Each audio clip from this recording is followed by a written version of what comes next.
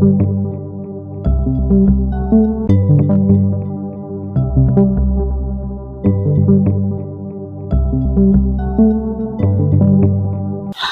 retour justement, messieurs et dames, dans cette grande émission Taxi Louboum, comme je vous ai justement annoncé, on reçoit le groupe Amani Show. Le groupe Amani Show avec le DG Boni Okoko. DG Okoko. Avec le groupe Amani.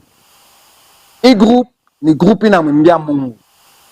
Groupe ina mtukuza utukufu wa Mungu.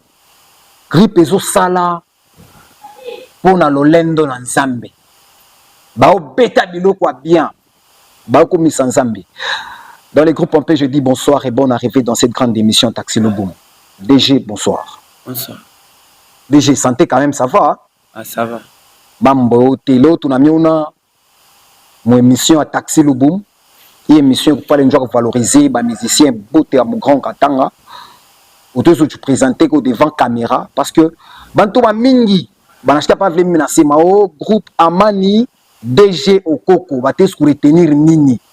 Wewe kunani nani groupe nani na dirige. Na njina groupe ni nini? Jambo yenu tena taifa yote ya Mungu okatanga zote wenye wanatuangalia fashi yote. Mimi naitwa kwa jina la DG Okoko Boni wa Kongo. Mimi tunaanza kutumikisha hii group depuis 2020 ndio tulianza kutumikisha hii group.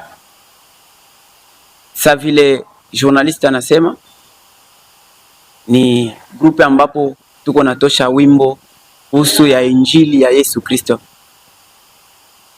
Depuis mwanzo 2020 na groupe ya Amani Show vile DG mwana toyo sima msotosha matitre ngapi ile mimbo bantu wako nafuata kwa tele? Tushatosha album ya kwanza. Album ya kwanza ina combien de titres? Na matitre ngapi tuezukuta mle ndani? Ilikuwa na 9 titres. 9 titres. Jina album ni nini? Jina album ilikuwa Musada Wangu. Musada Wangu. Titre Musada Wangu jo titre ya album ilikuwa na 9 titres. Mu 9 titres tuesupata kwa matitre ngapi? Tuesutawata 3 bien mbili.